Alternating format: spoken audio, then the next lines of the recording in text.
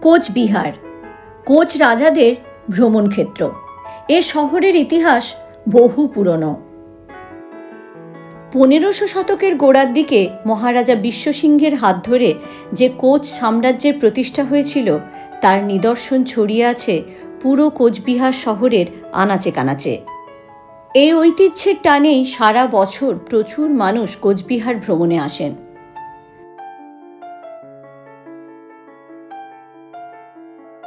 রাজ আমলের ঐতিহ্যবাহী ভবনগুলোর সামনের চওড়া রাস্তা ধরে হাঁটলে মনে হবে যেন আমরা ইতিহাসের পাতায় হেঁটে চলেছি।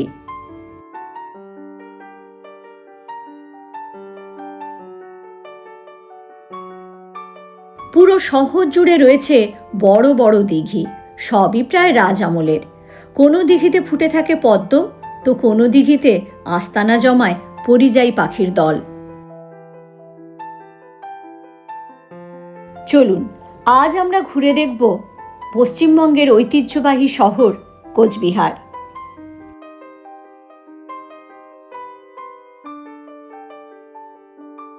কোচবিহার ভ্রমণের মূল আকর্ষণ হল কোচবিহার রাজবাড়ি, যার অপর নাম ভিক্টর জুবিলি প্যালেস।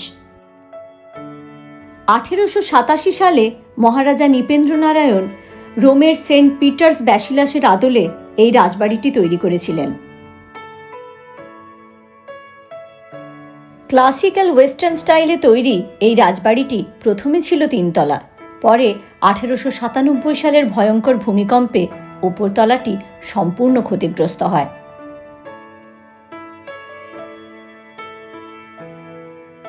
মহারাজা নৃপেন্দ্রনারায়ণ ছিলেন আধুনিক কোচবিহারের রূপকার। ব্রাহ্ম সমাজের পুরোধা কেশবচন্দ্র সেনের কন্যা সুনীতি দেবীকে তিনি বিবাহ করেন।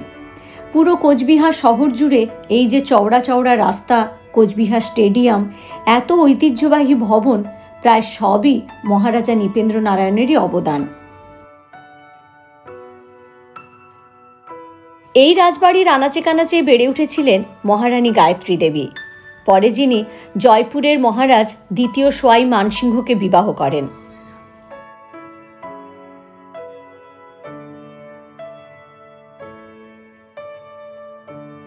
রাজবাড়ির ভেতরে রয়েছে রাজবাড়ির একটি নিজস্ব মিউজিয়াম।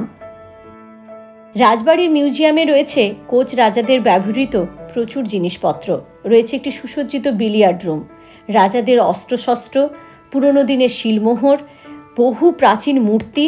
সব মিলিয়ে রাজবাড়ির মিউজিয়ামটি ঘুরে দেখতে আপনাদের 1 থেকে 1.5 ঘন্টা সময় লাগবে।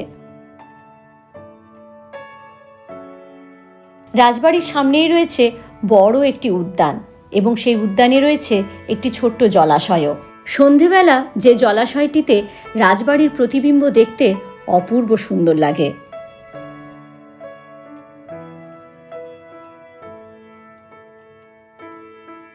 রাজবাড়ির এন্ট্রি ফি 20 টাকা। আপনারা রাজবাড়ি আসলে হাতে অন্তত 2.5 থেকে 3 ঘন্টা সময় নিয়ে আসবেন। কোচবিহার ঘুরতে আসার একটি অন্যতম কারণ যদি কোচবিহার রাজবাড়ি হয়, তাহলে দ্বিতীয় আকর্ষণের কেন্দ্রবিন্দু কোচবিহারের প্রাণের ঠাকুর মদনমোহন।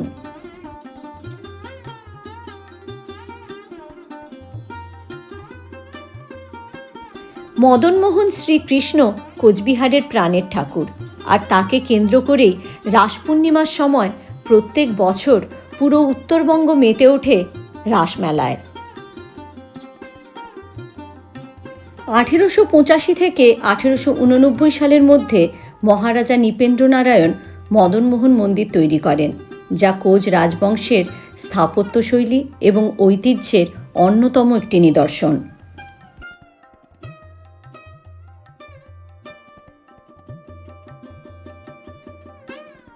প্রভু মদনমোহনের সাথে মা কালী, মা তারা এবং মা ভবানীও এখানে পূজিত হন।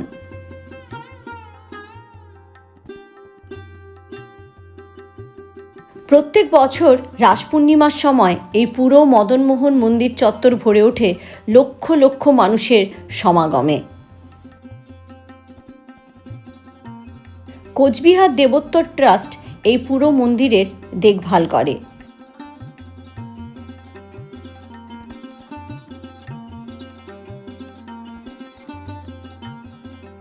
মদনমোহন মন্দিরের ঠিক সামনেই আছে মন্দিরের একটি বড় জলাশয়।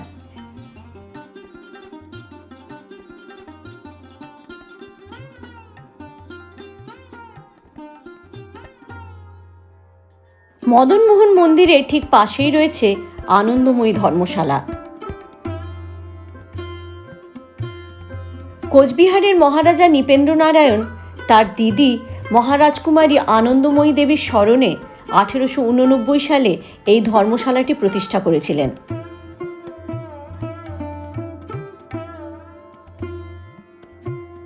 খুব সামান্য খরচে এই ধর্মশালায় আপনারা থাকতেও পারেন।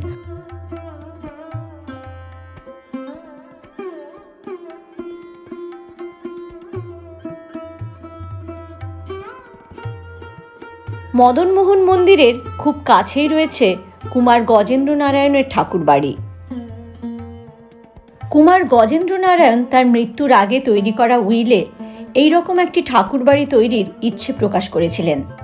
সেই মতোই তার বাড়ির সমস্ত বিগ্রহগুলোকে এই ঠাকুরবাড়ি তৈরি করে সেখানে স্থানান্তরিত করা হয়।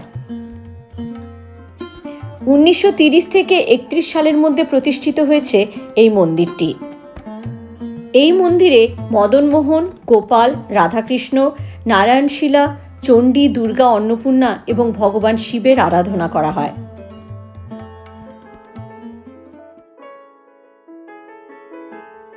কোচবিহার শহরের একদম প্রাণকেন্দ্র হল কোচবিহারের সাগরদিঘি।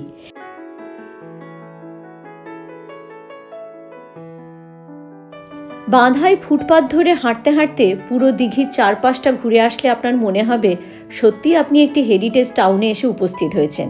কারণ এই দিঘির চারপাশে রয়েছে রাজ আমলের নানান ঐতিহ্যবাহী ভবন, যেগুলো এখন সবই কোনো না কোনো সরকারি দপ্তর।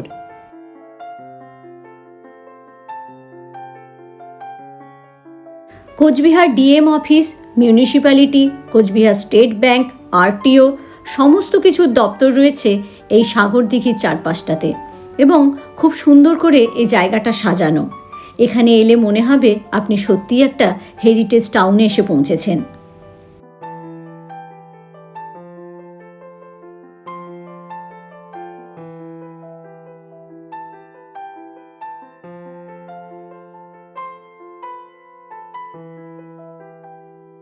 সাগরদিঘির পাড়েই রয়েছে মহারাজা নৃপেন্দ্র নারায়ণের একটি বড় প্রতিকৃতি।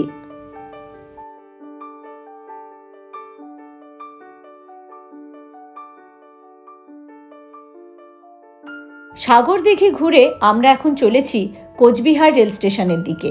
আর এই পথের দুদিকে রয়েছে রাজ আমলের নানান ঐতিহ্যবাহী ভবন। কোচ রাজাদের এই ভবনটি এখন কোচবিহারের মূল পোস্ট অফিস।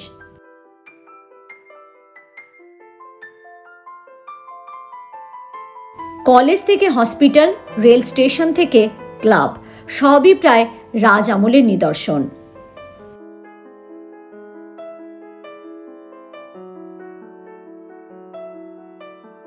হাতে যদি সময় থাকে একবার দেখে যাবেন কোচবিহারের রেল মিউজিয়ামটি।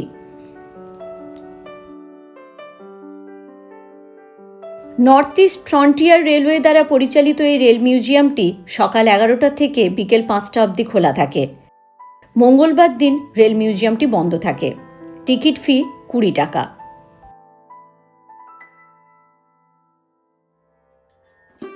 আপনারা যদি দুর্গাপুজোর সময় কোচবিহার ঘুরতে আসছেন তাহলে অবশ্যই দেখবেন বড়দেবীর মন্দির। স্থানীয় কিংবদন্তি অনুসারে কোচবিহারের বড়দেবীর আরাধনা আনুমানিক 400 বছরের পুরনো। কোচবিহারের মহারাজা বিশ্বসিংহ স্বপ্নাদেশ প্রাপ্ত হয়ে বড়দেবীর উপাসনা শুরু করেন। বড়দেবীর রূপ অত্যন্ত ভীতিপ্রদ। দশভুজা মহিষাসুর মর্দিনী দেবীর গাত্রবর্ণ লাল, অসুরের গাত্রবর্ণ সবুজ। বড়দেবীর চেহারার সঙ্গে কোচ জনজাতির মানুষের চেহারার বেশ কিছু মিল লক্ষ্য করা যায়। আগে এই মন্দিরে নরবলি হতো। এখনও মায়ের পুজোয় নররক্ত লাগে। তাই প্রত্যেক বছর মহাষ্টমী এবং মহানবমীর সন্ধিক্ষণে গুপ্ত পুজো চলাকালীন রাজপরিবারের মধ্যে একজন নিজের আঙুল থেকে বেশ কিছুটা রক্ত দেবীর পদতলে উৎসর্গ করেন।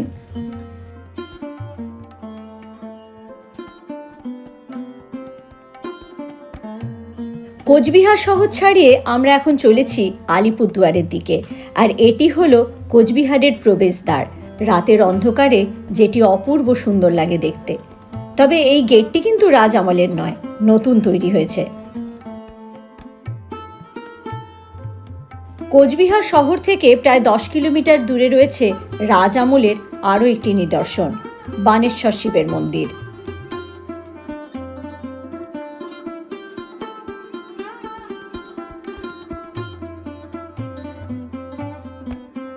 স্থানীয় জনশ্রুতি অনুসারে অসুররাজ বানাসুর এই স্থানে প্রথম শিবলিঙ্গ স্থাপন করেছিলেন। পরে খেন রাজবংশের রাজা নীলাম্বর এখানে আরেকটি মন্দির তৈরি করেন। তবে সে মন্দিরটি কালের অতলে তলিয়ে যাবার পর কোচ রাজা নরনারায়ণ এই নতুন মন্দিরটি প্রতিষ্ঠা করেন।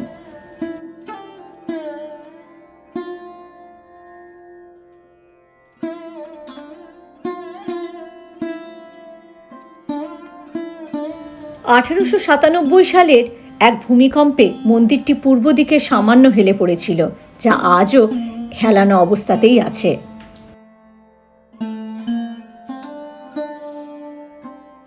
মন্দির সংলগ্ন একটি বড় দিঘি রয়েছে, যাকে স্থানীয় লোকেরা কুরমা পুকুর বলে। এখানে প্রচুর কচ্ছপ বাস করে, যেগুলিকে স্থানীয় মানুষ অত্যন্ত পবিত্র বলে মনে করে। কোচবিহার তথা উত্তরবঙ্গের মানুষের কাছে বানেশ্বর শিব মন্দির অত্যন্ত জাগ্রত একটি শিবক্ষেত্র।